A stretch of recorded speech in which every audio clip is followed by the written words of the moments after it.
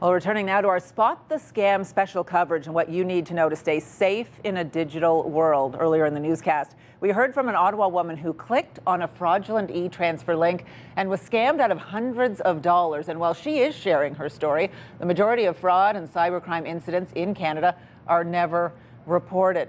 The RCMP is trying to address that. Joining us now live in studio is Chris Lynam, Director General of the RCMP National Cybercrime Centre. We really appreciate you being here. A lot of those crimes obviously not reported because people are embarrassed, but Yes. we know there's tons of it happening out there. You must have just seen this explode in the last few years. Unfortunately, we have seen a large increase in the number of scams, cybercrime and fraud hitting Canadians. Ranges from everything from that bank impersonation scam of someone pretending to be your bank, falling victim to some kind of investment-themed scam, or even, unfortunately, people falling victim to a job scam that the job seems better, it's not a real job, right, and you fall victim to it. it. I get those messages and texts Right. all the day trying to get me out of here. So, well, how many of the scams are actually reported then Unfortunately, or not reported? we're only seeing about 5 to 10% of people report, and that's because, as you say, people are embarrassed or they really think that nothing can be done. But it's really important that people report this. That's a small percentage, It right? is, unfortunately. Yeah, 5 to 10%. So that means that there's a lot that are happening that we are not hearing about, which is interesting, and we'll only start to hear more, I'm sure,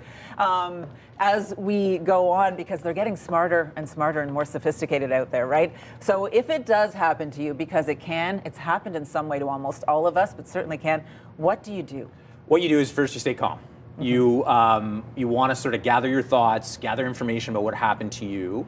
If it involves a bank sort of transaction, contact your bank as soon as possible.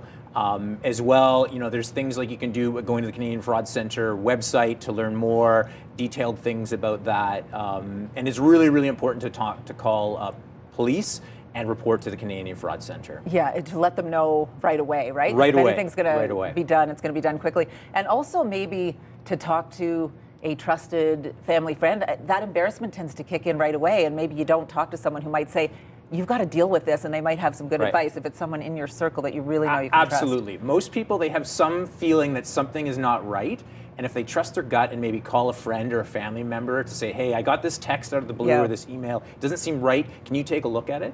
That'll have, more times than not, the fraud will be stopped there. Yeah, that's something we're going to talk about in another show, how people are, we're conditioned to trust, and we have to be a little less trusted, which is, sometimes tough to teach your elderly parents and whatnot. But there is a special system that's out there now, this new fraud reporting system from the RCMP. How does this work? Great, yeah, so a new system, reportcyberandfraud.canada.ca. We've made a really user-friendly online system where anybody can report, and we've made it in a couple different ways. So you can report if you're a victim yourself. You can report on behalf of someone, so maybe for a parent or grandparent in your life. If you're a business or an organization, you can report. And then we've even got a easy-to-use I witnessed something. So maybe just that text you got that you didn't fall victim, but you want to share it with us. A few clicks and maybe a drop and drag, and you can report it. And this, I guess, would it be fair to say this is beneficial, maybe not necessarily to you, maybe nothing can be done, but maybe for the next person, kind of like a traffic reporting system. Hey, police are up ahead, or this is going on. Yeah, a little bit of that. We sometimes do the information that people provide. It helps us figure out who is behind it, but also to prevent further people from being victimized. It also helps us provide you with information if you've been victimized. So there's lots of tips and tricks about how to not be victimized again when you report.